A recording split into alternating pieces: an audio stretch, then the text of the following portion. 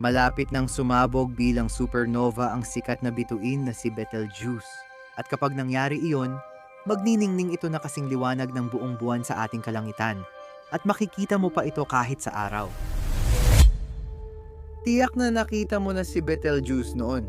Ito ang maliwanag na pulang bituin na makikita bilang balikat ng Orion.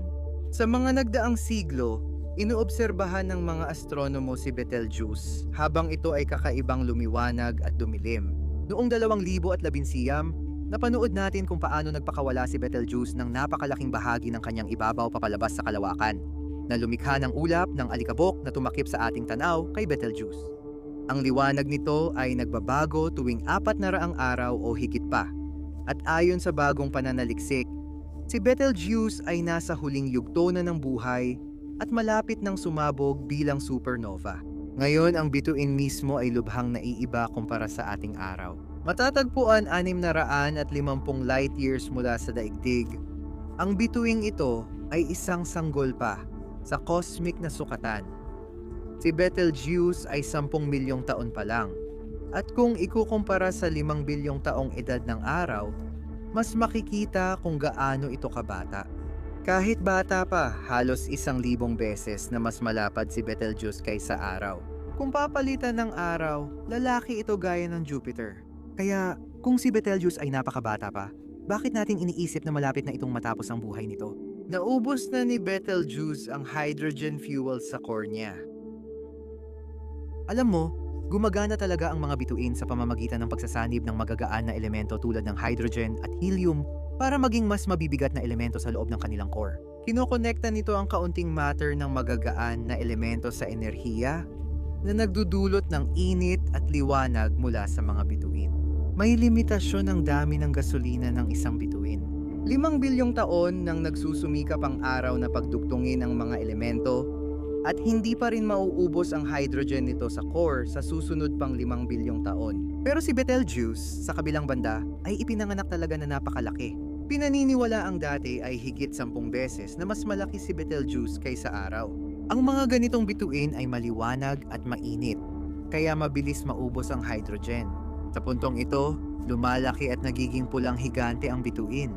Ganito ang nangyayari ngayon kay Betelgeuse. Ngayon, pulang higante na ito na nagsasanib ng carbon sa mabibigat na elemento. At ayon sa bagong pananaliksik, nababawasan na ang supply ng carbon. Kapag naubos ito, mga 6 na buwan na lang bago ito sumabog bilang supernova. Noong taglagas ng 1604 na pansin ng Aleman na astronomong si Johannes Kepler ang isang kakaibang bagay sa labas. Napansin niya ang bituing dati namang wala. Ang bituing ito ay mas maliwanag kaysa sa iba pang mga bituin na nakikita niya. Ginawa niya ang ginagawa ng magagaling na astronomo. Isinulat at inilathala ang kanyang obserbasyon sa isang aklat. Ang aklat na De Stella Nova ay nangangahulugang tungkol sa bagong bituin sa Latin. Akala ni Kepler ay sumilang ang bagong bituin. Ngunit ang totoo, nasaksihan niya ang pagsabog ng kamatayan nito.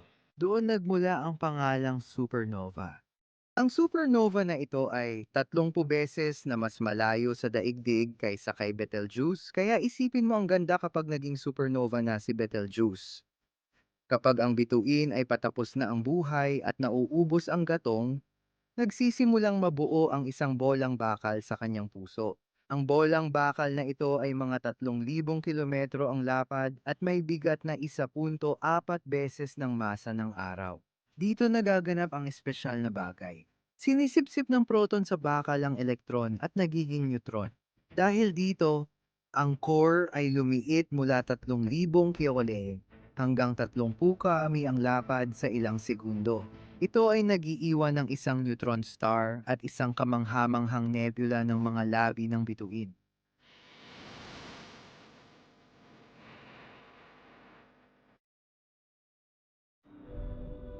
Ang bagong papel na ito, na nilagay ko ang link sa ibaba, ay tumatalakay kung paano umiilaw at dumidilim si Betelgeuse sa paglipas ng panahon.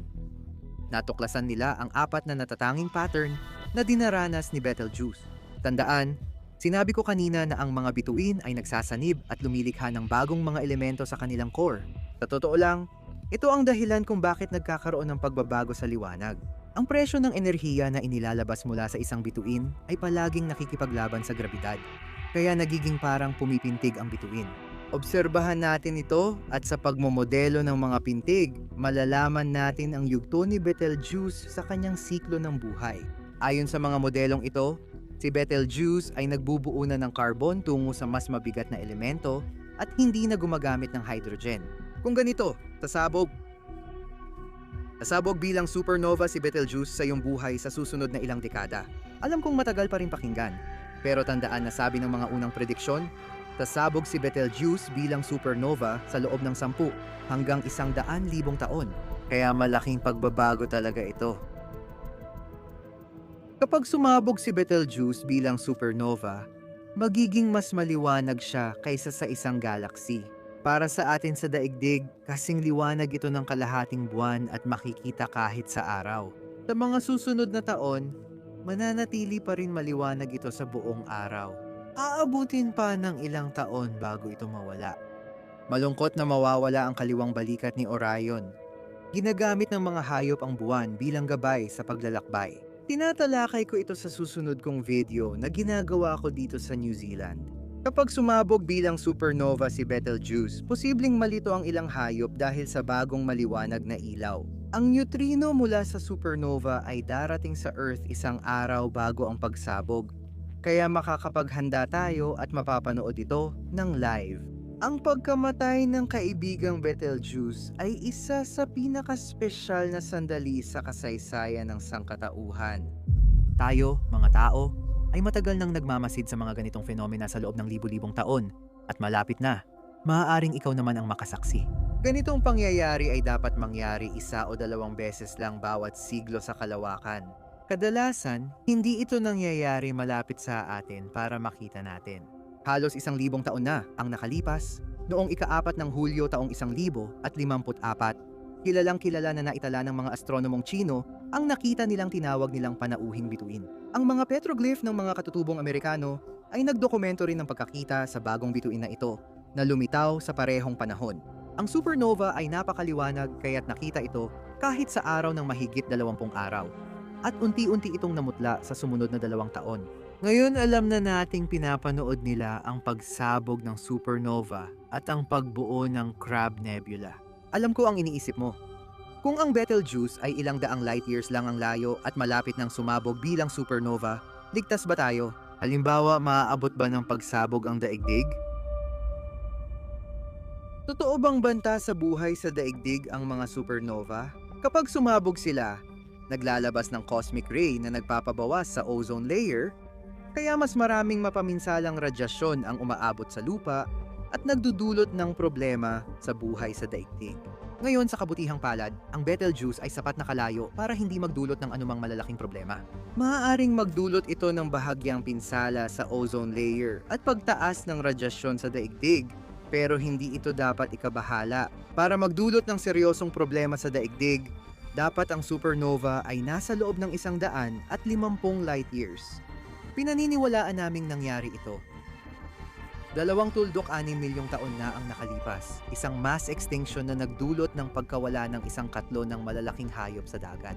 Ang supernova na mas malapit sa 30 light years ay maaaring magdulot ng malaking problema sa daigdig at magbabawas ng kalahati ng ating ozone sa daan o libu-libong taon na posibleng magresulta sa extinction event. Sa kabutihang palad, bihira lang ito mangyari at dapat lang tuwing bilyong taon. Sa ngayon, ligtas naman tayo. Ang pinakamalapit na posibleng Type 1a supernova ay ang IK Pegasi, 150 light years ang layo. Kaya huwag kang mag-alala sa mga supernova. Sa totoo lang, dapat kang maging excited dahil kahit sa teorya lang, maaari mong masaksihan ang pagsabog ng Betelgeuse. Isang pangyayari na minsan lang mangyari sa buong buhay.